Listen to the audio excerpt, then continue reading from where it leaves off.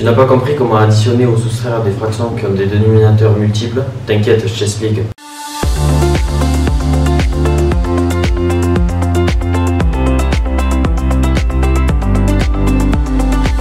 Avant tout, on a besoin de savoir comment additionner ou soustraire des fractions qui ont le même dénominateur. Si tu ne sais plus comment faire, tu peux cliquer sur le lien qui doit s'afficher ici.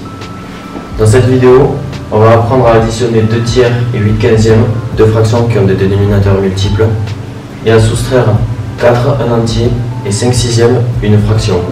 Pour additionner ou soustraire des fractions qui ont des dénominateurs multiples, on commence par les écrire avec le même dénominateur, en général le plus grand des deux. Cette règle est à retenir. Commençons par calculer 2 tiers plus 8/15. On remarque que 15 est un multiple de 3. En effet, 15 est égal à 3 fois 5. On va donc choisir 15 comme dénominateur commun.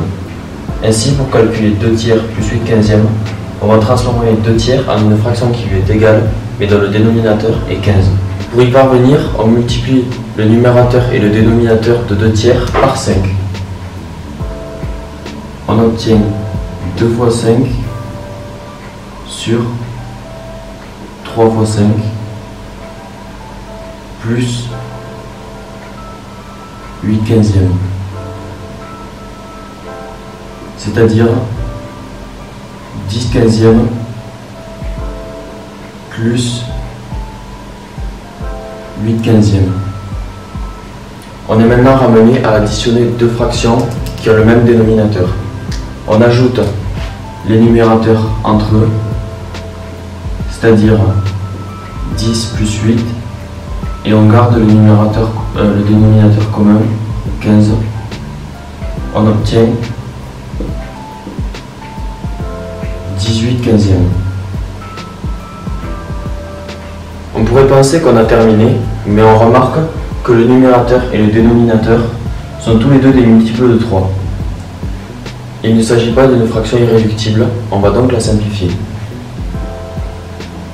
On décompose 18 en 3 fois 6 et 15 en 3 fois 5.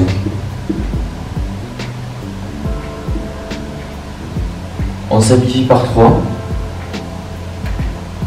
et on obtient 6/5.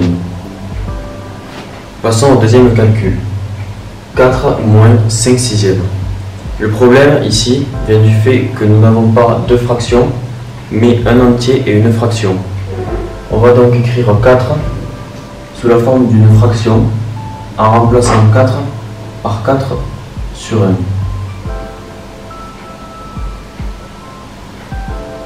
On transforme 4 sur 1 en une fraction qui lui est égale, mais dont le dénominateur est 6.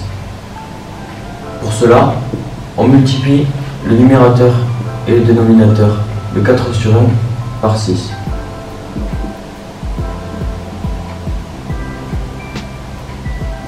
On obtient 24/6 moins 5/6. On soustrait les numérateurs entre eux et on garde le dénominateur commun. On obtient 19/6. On ne peut pas simplifier cette fraction, elle est irréductible. Le calcul est donc terminé. J'espère que maintenant tu es capable d'additionner ou de soustraire des fractions qui ont des dénominateurs multiples. A bientôt dans une nouvelle vidéo.